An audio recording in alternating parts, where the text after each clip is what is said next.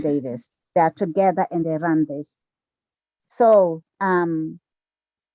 she is truly interested in the right hand of evangelism. So I pray, and I pray that all of us will pray for her, that she furthers her education and finishes so that she can continue to help and support us. Without much ado, I'll now pass you on to our Joan Cornwall. Thank you. Good afternoon, Sister Audrey, and good afternoon, everyone. Good afternoon. Thank you very much for allowing me to be on this platform. As you quite rightly said, Sister Audrey, the gospel of health is very, very dear to my heart. And I've been spending quite a number of years practicing in that. Having worked for the NHS and worked as a project manager in service improvement, and seeing all the, from the patient care, nurses and doctors, I've worked with some brilliant people, I have to say, very caring people. But God has called me to another path, and that is to make sure that people are aware that God's way is definitely the best way. And I should add that in acute circumstances, that is emergency situations, medicine has its place. But when it comes to maintaining this temple that God has given us, it's our responsibility to make sure that we maintain it so that we are healthy and so that we can allow others to be healthy. So as Sister Audrey said, my talk today is about sleep. And sleep is something that many of us are sometimes deprived of. Sorry, I'm just letting people in, are deprived of. We deprive ourselves of it. We don't recognize how important sleep is. Sleep is the most important process in order to heal our bodies and to prevent us from getting ill. So without further ado, I am going to share my slide. We're going to go into the presentation. And it is called The Science of Sleep, the science of sleep. So what I wanted to do was start with a little video. It's a very short video, but I just wanted to use it as a backdrop so that you could actually understand how, it's almost as if sleep has become kind of like a mockery, it's become entertainment. And people think that on a whim, they can just use it as a form of entertainment. But actually, it shouldn't be used as a form of entertainment. It is something that God has blessed us with and that we should use. So I'm going to go into this short video. And some of you may know it. I don't know the age of my audience, but some of you may recognize it. And it's actually something that was aired on Channel 4 years ago. And I'm not going to play all of it. I'm just going to maybe play the first 4 to 5 minutes of it so you can get an understanding. This is Shattered. There are 3 things you need to know about this show. 1, over the next week, 10 people are going to go without sleep. 2, there's £100,000 at stake. And 3, nobody knows whether this can be done or what will happen.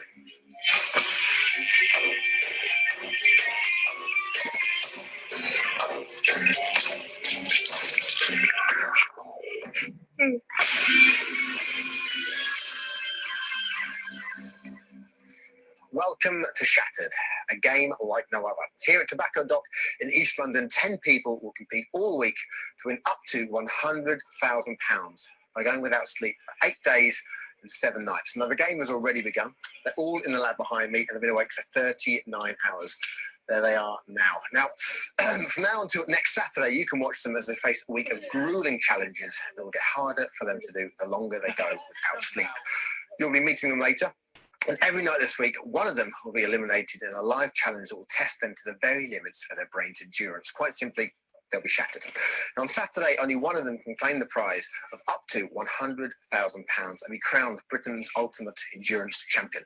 But there's a catch. In order for anyone to walk away with the money, they must work as a team, because every time someone shuts their eyes for more than 10 seconds, they lose £1,000 from the prize fund. So, What exactly is sleep? Do we get enough of it?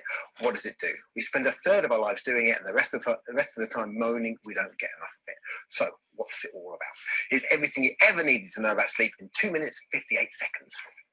It is the 21st century obsession, lack of sleep, and we are all sufferers. The faster we live, the less sleep we get. Our bodies are simply not designed for a 24-hour lifestyle. We work the longest hours in Europe, but on average, we only get 7 hours of sleep a night. It's a simple fact that we can survive longer without food than we can without sleep.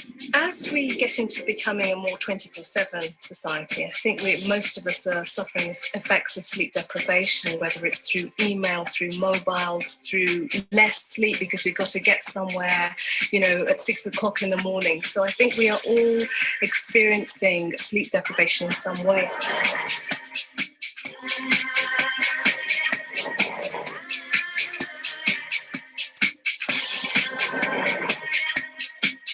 We know sleep is crucially important for many reasons, for both physical and mental health. We learn during the night. You can do a test just before bed and show no learning. And when you wake up, you're actually better at the test than when you went to sleep. So if you're trying to learn a new skill, get a good night's sleep.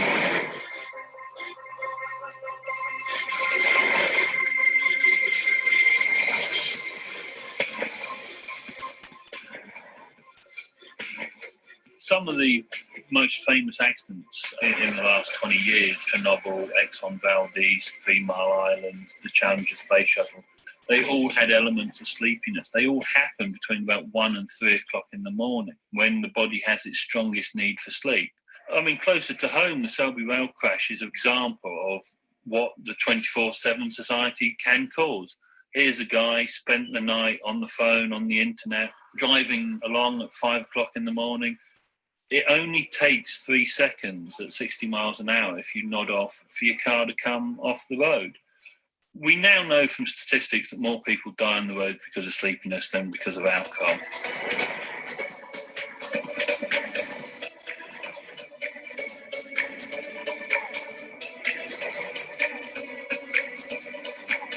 Sleep isn't an optional extra. It's absolutely fundamentally required for mental and physical well-being. After a while, the body will get sleep. It will cause you to sleep. So sleep will get you in the end.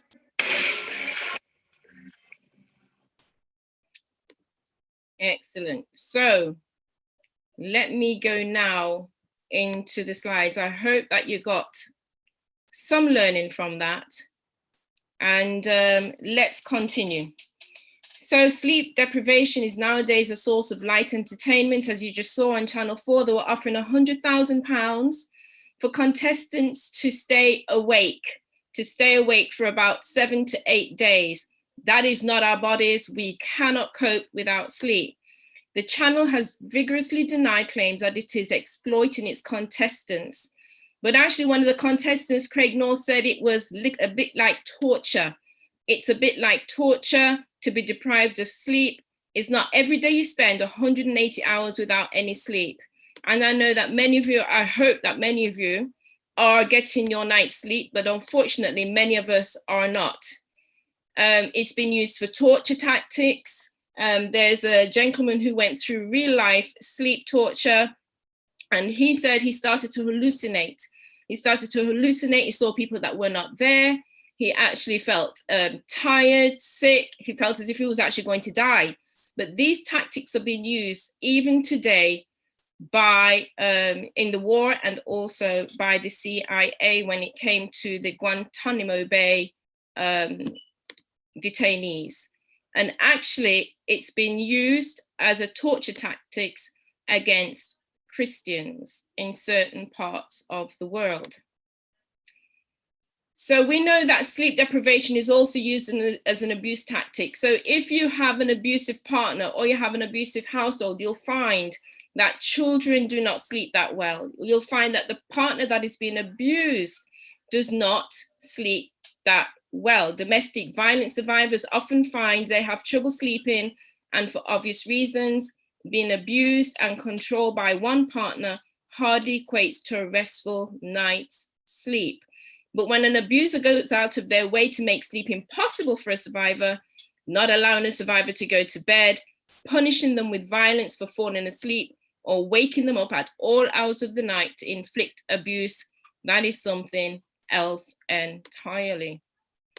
So I just wanted to say to you all, that forcibly depriving a person of sleep is a profound assault on the entire biological system at the foundation of that person's mind and body. So let's look at some sleep facts. So sleep is the most important medium for rest. You have short naps, peaceful and relaxing environments, and mental quietness all contribute to rest.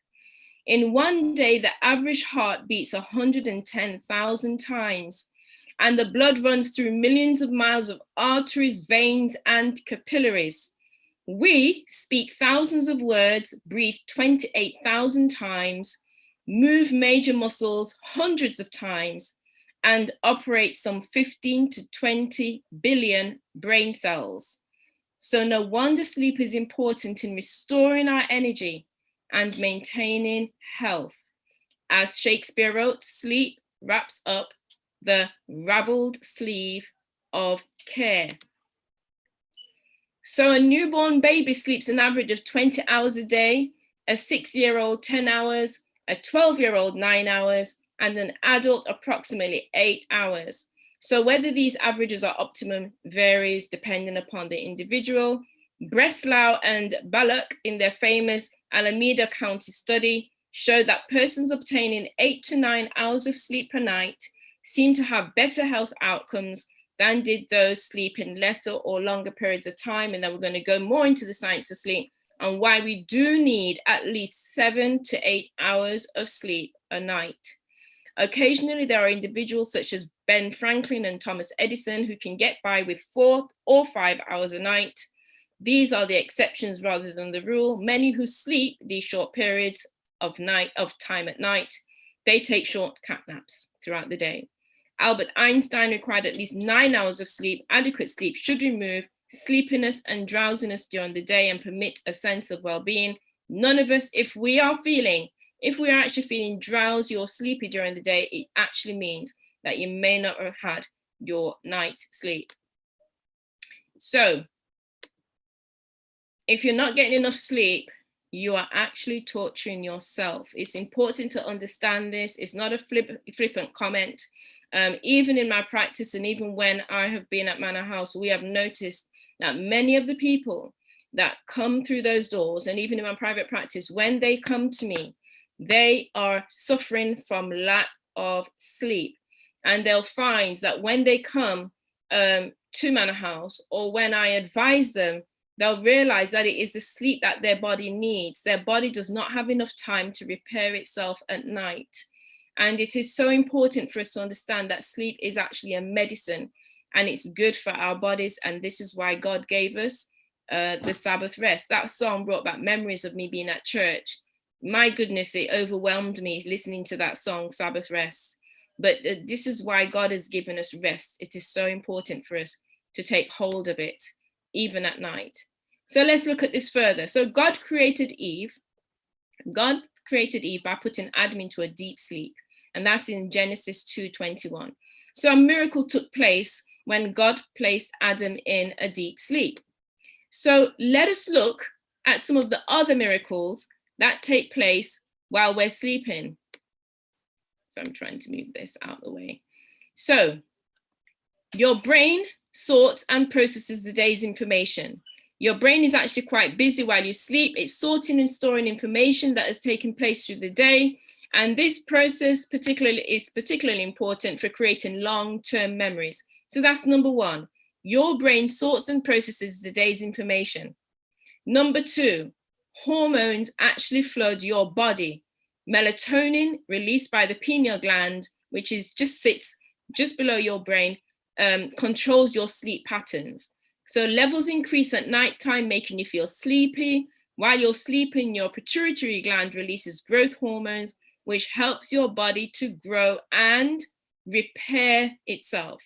So repairing takes place as you sleep. This is why sleep is so important. And the repairing takes place between the hours of 9 p.m.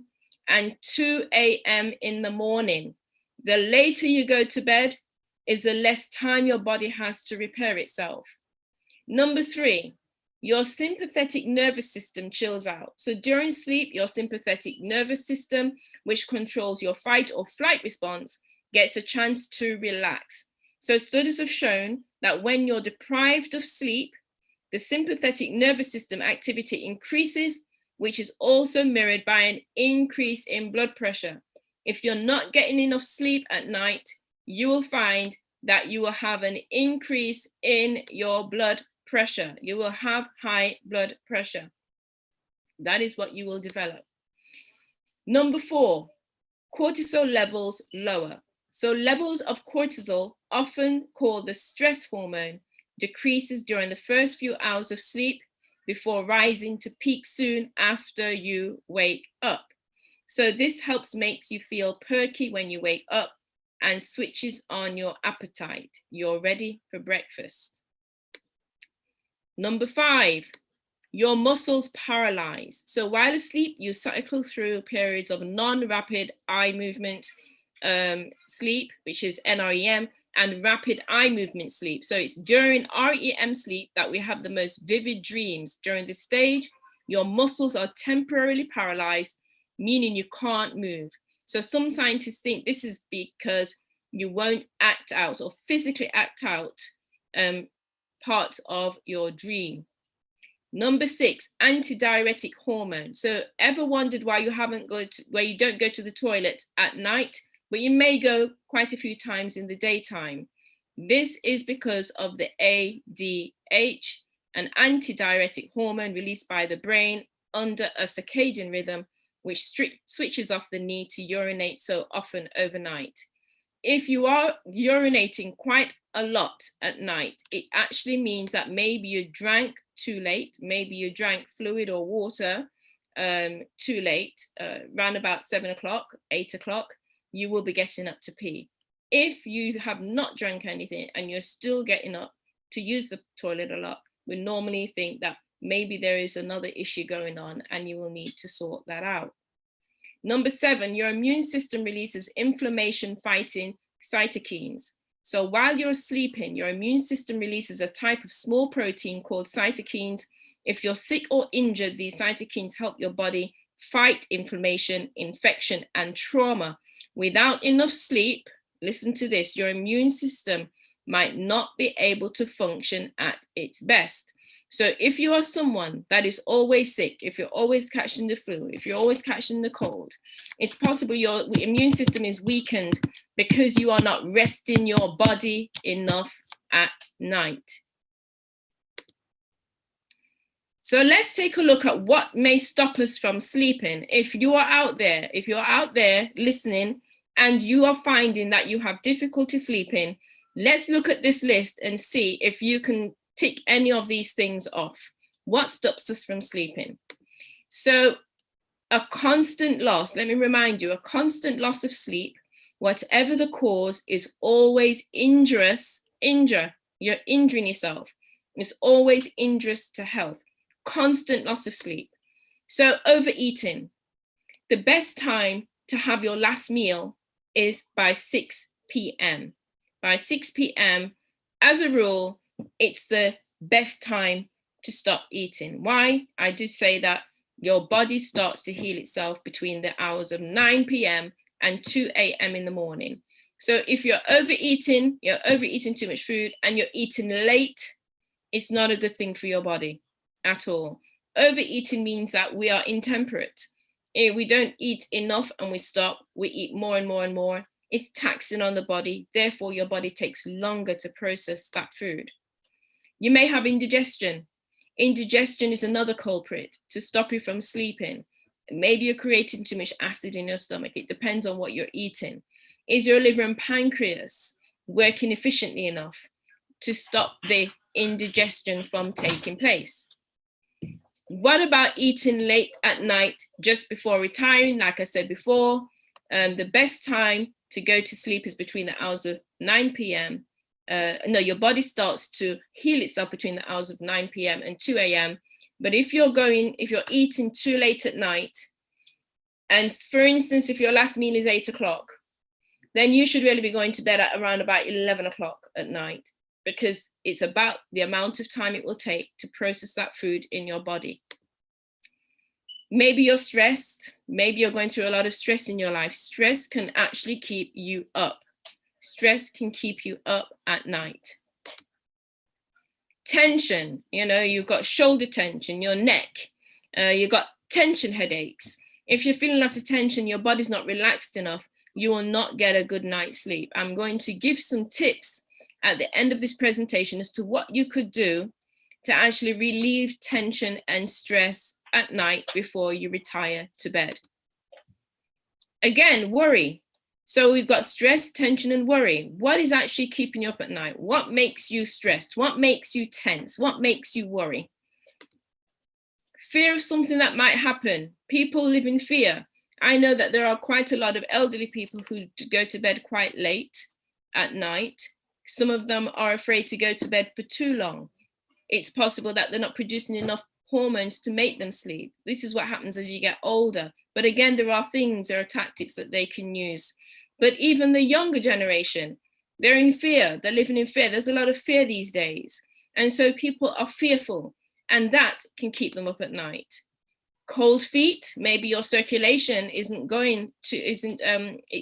blood isn't circulating enough around your body. And I always say to people, when they suffer from a high blood pressure, if they suffer from a high blood pressure and cold feet, it's important that you wear socks in your bed at night, especially if you suffer from high blood pressure. The reason why is this: if you have cold feet when you go to bed, the blood will be rushing from your heart to your feet to try to warm it up, and you don't want that. And so therefore you have less blood pumping to your heart. It is always best to wear socks at night in your bed to prevent your feet from being cold, but also to keep balanced circulation in your body, i.e. the blood is pumping equally around your body.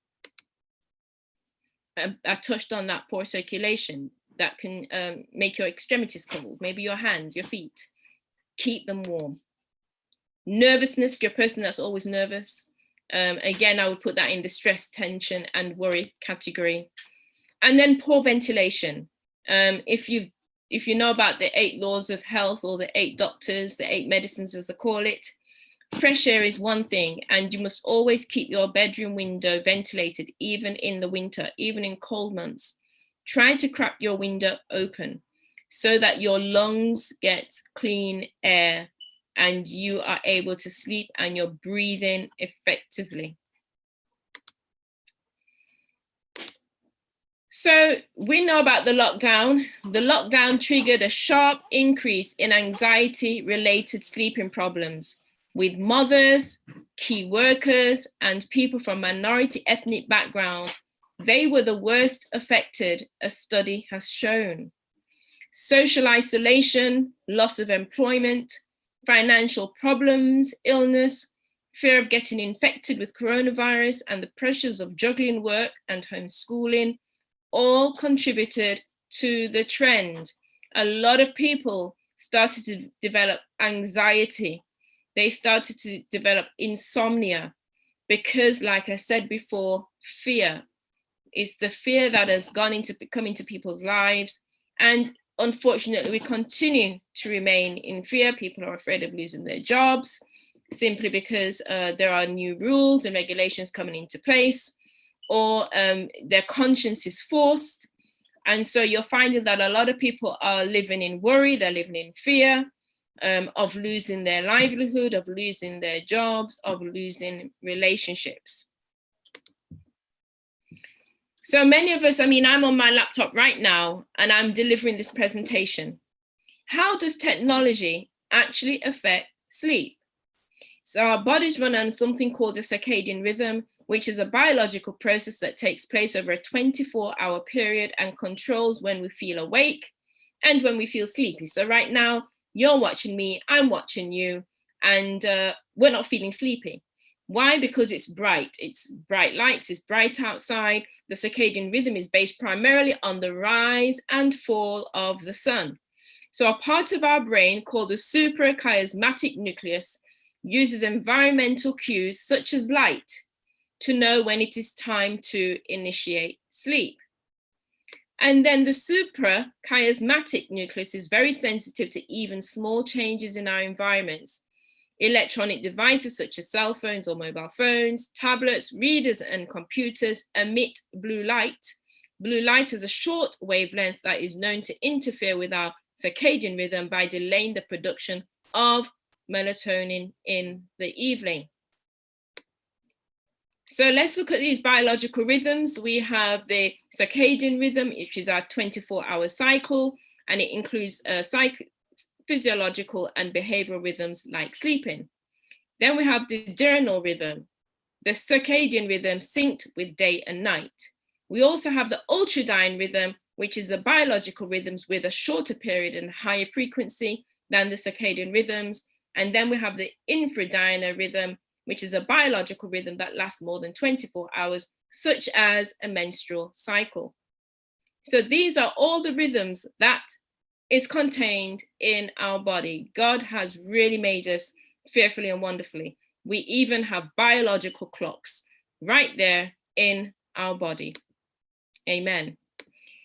So then the types of biological rhythm disorders. So if you have sleep disorders, the body is wired to sleep at night. So disruptions in the body's natural rhythms can lead to affected sleep, normally called insomnia or including insomnia. Then you may have jet lag. So you've flown across the world, you're a frequent flyer. So if there's a disruption in your circadian rhythm when traveling across time zones or overnight, that will disrupt your circadian rhythm. You will not sleep at the time that you normally sleep. Your body is out of kilter. You have mood disorders. So lack of exposure to sunlight, which is very important, can lead to conditions like depression, bipolar disorder, and seasonal affective disorder. We're now in the month of September. We are entering into the autumn winter months. It gets darker at night. So it's dark in the morning, dark at night. And you'll find that there are people out there that actually suffers from SAD, the seasonal affective disorder. And this is about not producing, or they do not have enough minerals in their body. And this is the cause of it. So there are certain types of minerals. If you are deficient in potassium and magnesium, and even I would say vitamin D, you will find that you will have mood disorders, and it's all linked to the amount of hormones that your body naturally secretes. If you're not sleeping well at night, your body will not be able to flood your system with those healthy hormones that is needed to keep you healthy, Then you have shift work disorders. When a person works outside the typical workday, it causes changes in typical circadian rhythms. I have friends who have spent their career working at nights, and many of them are just not well right now. They are not. You will always find that when people work at night, they will be sure to have thyroid issues, issues with the endocrine system. And this is the system that produces all of the hormones that is needed. So I understand that people have to do shift work, and there is a way that they can switch their body to actually maintain that level of wellness, because they are not going to bed normally in the day, they are working at night. And so there is a shift, but they have to constantly stick to the same shift pattern in order for your body shift to work. They have to work the same hours. You can't work one day nights and then 2 days later you're working in the day time. It doesn't work that way. And I'll explain that a bit later on. So the effects of biological rhythm disorders, it can affect a person's health and feelings of well-being. Some of the effects include anxiety, daytime sleepiness, you're constantly drowsy. Depression is another one. If you're not sleeping well at night, you're almost sure to suffer from depression. Your biological rhythm is not working the way it should. There's lower performance at work. you're more accident prone. In the video I showed at the beginning, they says that many of the road traffic accidents are due to sleepy drivers. Some of the biggest accidents you've seen on the news with, I think, the National Express and some of these coach drivers, they're falling asleep at the wheel. They've literally, because they're working such long hours. Lorry drivers is another one. This is why they have to do it's a sheet, it's a doc sheet. They have to show how many hours they have actually worked, but it's computerized because they're thinking about their health and well-being. Because they need the money, many of them will work double shifts and it's not appropriate. They end up in accidents. There's low performance at work, like I said, being more accident prone, lack of mental alertness. You're not as alert as you should be. Your mental ability or capability has reduced somewhat. And then there's an increased risk for diabetes and obesity. And again, this is linked to your hormone production. How do electronics affect children? So research suggests that children are particularly vulnerable to the negative effects of blue light. As we age, our eyes become less sensitive to light, which means that the impacts of blue light are more severe in children. So blue light suppresses melatonin production in children by nearly twice as much when compared with adults. So use of screen-based technology by children before bed is associated with falling asleep later and getting less sleep overall. So a lack of quality sleep can affect academic performance and behavior in children. Insufficient sleep may also influence a child's endocrine system. Like I said before, the endocrine system houses the body's hormones, which is responsible for proper physical development. So additionally, blue light exposure may also affect vision. And as a rule of law, children should never be exposed to blue lights. They shouldn't really be exposed to anything like that. Well, let's put it this way, TV for children, they shouldn't even be exposed to it before the age of 3. And then we must really try not to allow our children to be exposed to blue light in the very first early years of life. In fact, an ophthalmologist was saying that since the onset of blue light technology, what she's found is that people become vision impaired far more sooner than years before, before the advent of all of these tablets and blue lights. So adults typically need between 7 and 9 hours of sleep a night to function at their best. Between healthcare expenses and lost productivity, insufficient sleep in the US, I should actually say the UK also, rings in at an annual cost of about $66 billion.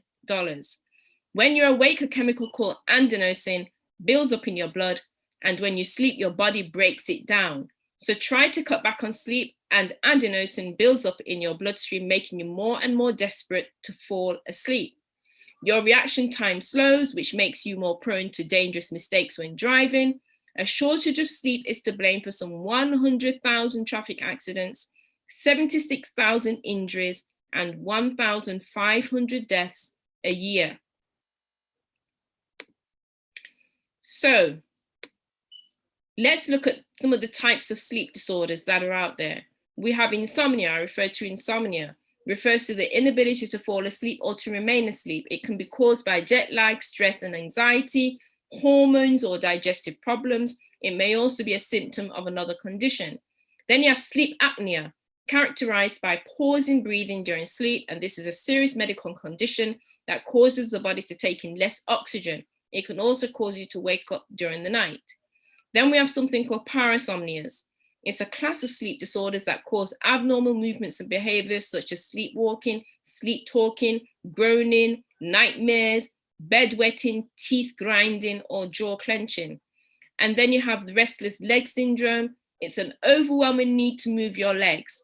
And this urge is sometimes accompanied by a tingling sensation in the legs. While these symptoms can occur during the day, they are most prevalent at night. And again, like I said, this is about mineral deficiency. Then you have narcolepsy. It's characterized by sleep attacks that occur while awake, and this means that you will suddenly feel extremely tired and fall asleep without warning. And you have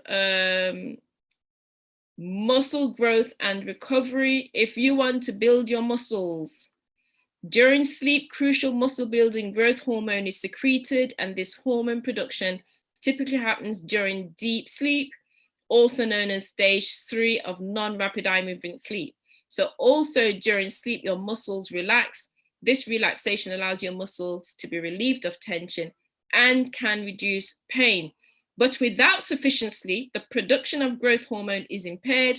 You may find your muscles are still tense or sore in the morning. How many of us have woken up with a sore neck? You know, our back is aching. Long-term lack of sleep can even lead to development of chronic pain. It improves muscle coordination. You know, it's essential for memorizing a play on the court or choreography for the stage, but sleep can sharpen your skills in other ways, increase accuracy, faster reaction times and speeds, improved overall performance. So important. So you can see, you know, the list goes on how important sleep is. We must never deprive ourselves of it. So I'm trying to move this. So as you sleep, so sleep prevents illness. Like I said, we're going into the winter months, we're going into the autumn months, it's going to get dark. We know that we are being exposed to the flu virus is coming along, the flu season. As you sleep, your body produces cytokines, which are molecules that help the body's immune system to fight infections. If you are not getting enough sleep, your immune system is definitely compromised. If you're already sick, sleep can help you recover. On the other hand, a lack of sleep increases the production of pro-inflammatory cytokines, and these molecules impair the function of the immune system, and this puts you at a high risk of getting sick. Sleep deprivation can also make preventative health measures less effective. Did you hear that? So even if you're trying to make yourself well, if you're not getting enough sleep, it's not going to work at all. Your body needs sleep to heal. Your body needs sleep to heal. We know that when people have suffered a catastrophic accident, the first thing that the doctors do is what? Place them in a coma. Why? They know the importance of coma. They know the importance of deep sleep. So you have different types of sleep. We have microsleep. You know, if you've ever tried to fight your body's urge to fall asleep, you may have experienced microsleep. Microsleep is a short, involuntary episode of sleep. And the most common symptoms of microsleep episodes are you're nodding your head, you're like that, that's, you know, drooping eyes, you know, slow closing of the eyes. Microsleep lasts for about 1 to 15 seconds. How many of us have gone through that? Episodes can occur when performing a task that demands constant focus and attention, such as driving. And then what are the causes of microsleep? The major underlying cause of microsleep is sleep deprivation, as I said before, or a lack of sleep. Insufficient sleep is common in the United States. It's also very, very common in the United Kingdom. More than 1/3 of adults report getting less than the recommended 7 to 8 hours of sleep each night. However, we don't all respond to sleep loss in the same way. If you're someone who always gets plenty of high quality sleep, you're more likely to have a microsleep episode after just one night of poor sleep than someone who regularly experiences insufficient sleep. So this is just something I thought I'd throw in there. The US Army prioritizes sleep for soldiers. So sleep, nutrition, and exercise, these are the 3 pillars of good health in the Army's performance triad. So the first of its kind, the performance triad, gives soldiers research-based information and tools to take care of their health and achieve high performance levels. So the Army is taking the research on sleep's role in physical and mental health, strength, and performance very seriously, and so should we. So, Army priorities are sleep. So the Army has adopted 7 to 8 hours in a 24-hour period as their sleep recommendation, but many soldiers get only 6 hours of sleep or less. So sleep loss impairs their decision-making, judgment, ability to assess threats, and coordinate tactics. So setting target bedtime and backing up by 30 to 60 minutes to start a bedtime routine. So essentially, if they're going to bed for 9 o'clock at night, they make sure that they're prepared by 8:30 at night. How many of us do that? How many of us create an appealing bedtime routine? How many of us have a bedroom that is sleep friendly? You know, it's cool. You know, your windows cracked open. It's dark. is quiet, or is your bedroom noisy? Do you have a TV in your bedroom?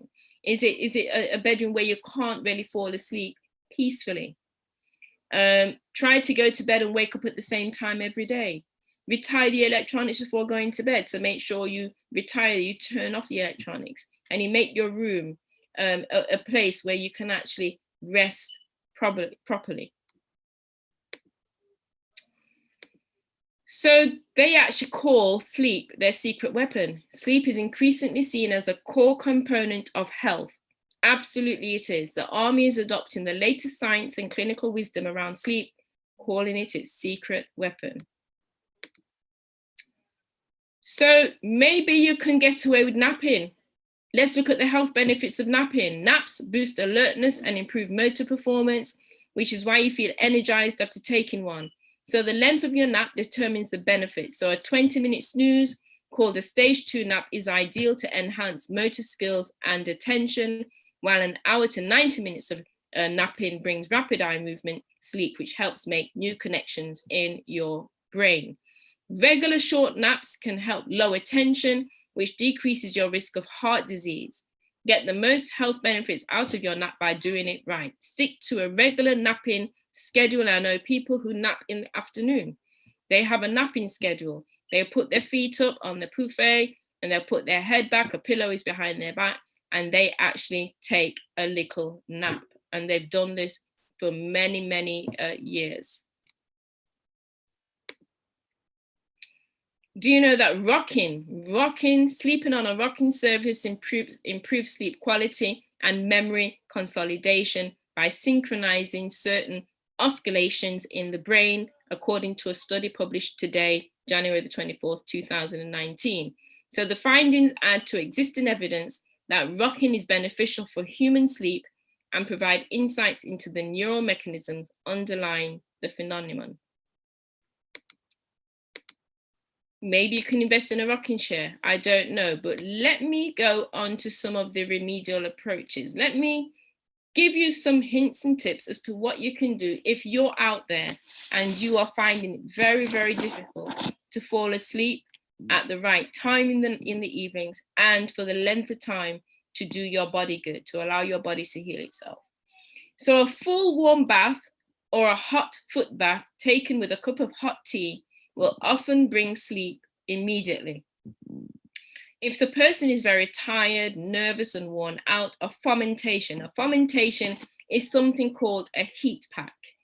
So a fomentation, you can put it on their spine, you can put it on their liver and stomach, and it will help produce sleep. Now, in my practice, I use something called a liver fomentation, or a fomentation, and it's not a heat pack. It's actually hot, wet, steaming towels. And the way I do this, I don't know if you know the steamers that you can purchase, and you can put it in any size pot. So this is in a big pot. I wet hand towels. I wet some hand towels and wring them out as dry as I can get them. Roll them up very tight into small rolls and place them in the steamer. So I may have 3 in a steamer. The person is lying on a massage table. And what I normally do is I take that hot steaming towel. I have to use gloves because it's steaming hot. It's actually hotter than a hot water bottle. I'll roll it out into a dry towel. I will then fold each end over, take it, and then I will lay it across the abdomen of the person, covering the liver, the pancreas, and the gallbladder. And I'm telling you, they fall asleep. They fall asleep. Why? It is the heat and it is the circulation that helps them to sleep well. And it works all the time. So maybe you can try fomentation. If you can't do it, I wouldn't advise you to use the hot steaming towels because you have to be trained in a certain way to do it. You don't want to burn yourself, but you can use a hot water bottle, or you can buy one of those, is it the bean bags, heat them up and then lay them across the liver. And also what you can try is, sorry, I'm trying to move this out of the way. The extremities should be kept warm. I mentioned that before. So keep your extremities warm. Use a hot water bottle or electric heating pad. Use it if necessary. Some people are put to sleep by having their hair brushed. You could do even an Indian head massage. You can actually take that person, your loved one, whoever they are, and you can start massaging their head and their neck. And what you'll find is that they'll start to be drowsy. I know I've fallen asleep when I've gone to, many years ago when before I locked my hair, I used to go to the hairdresser, and as soon as the hairdresser touches my head and she's massaging it, washing it, all of those things, I start to fall asleep. So you can be massaging also their head. You can brush their hair gently. You can actually massage their feet. You can rub their feet. That always works. I remember when a friend of mine, her father was in hospital, and he would not sleep for no one's business. He was irritable. Of course, he would be fearful because he's in the hospital. And of course, I went with my oils, and I started to massage his feet, and they couldn't believe it. The man fell asleep. Because why again? As you massage the feet, the circulation is going, your body loves it. So you could actually start to massage someone's feet or get your feet massaged. So let's look at some of the foods that can improve sleep. This is about a holistic approach. Like I said, you have to be sleeping well. You have to put the right foods in your body. You have to be following the 8 laws of health in order to feel a sense of health and well-being. Chamomile tea, it's nature's tranquilizer. Excellent for helping you to sleep. A warm glass of soybean milk, which contains tryptophan, that is also excellent for helping to put you to sleep. Would you believe bananas? If you eat a banana 30 minutes before going to bed, you'll find that it may help you sleep. It contains tryptophan and potassium. Tofu, soy tofu, contains tryptophan. You can also use spinach, kale, broccoli, almonds, sunflower seeds, sesame seeds. I'm not saying you eat those before you go to bed, but what I'm saying, you introduce it into your diet so that you are taking in potassium, you're taking in magnesium, and tryptophan. And then tomatoes. Tomatoes contain melatonin, as well as pistachios and grapes. These are great foods that your body will love and will produce the right minerals in order for you to have a good night's sleep. Okay, then we have herbs. There was a lady who had trouble sleeping. She had pain, it was a distraction. And these are the herbs, some of the herbs that we use: chamomile, hops, valerian, and skullcap. Those were the 4 that we used for her to get her to sleep. She says, what was in it? Said chamomile, hops, valerian root, skullcap. But you can also use catnip. You can use lemon balm. You can use passion flower. You can use ashwagandha, St. John's wort, and wild lettuce. All of these herbs help to aid sleep. So if you know anyone that is having trouble sleeping, if you yourself are having trouble sleeping, any of these herbs will help to put you in a natural sedative state for you to sleep. And also the good old peppermint is also another one. It doesn't just calm your digestion, it actually helps you to sleep. So I've just taken this from Ellen White's writings, Counsels on Diets 125.2. A wrong course of eating or drinking destroys health, and with it the sweetness of life. Oh, how many times have you purchased what you called a good meal at the expense of a fevered system, loss of appetite, and what? Loss of sleep. The God who gives his beloved sleep has furnished them also suitable food to sustain the physical system in a healthy condition. It is vain for you to rise up early, to sit up late, to eat the bread of sorrows, for so he giveth his beloved sleep. And the Lord says, when thou liest down, thou shalt not be afraid. Yea, thou shalt lie down, and thy sleep shall be sweet. and that's Proverbs 3, verse 24. And with that, I have finished my presentation, Sister Audrey. And I'm handing it back to you, Sister Audrey.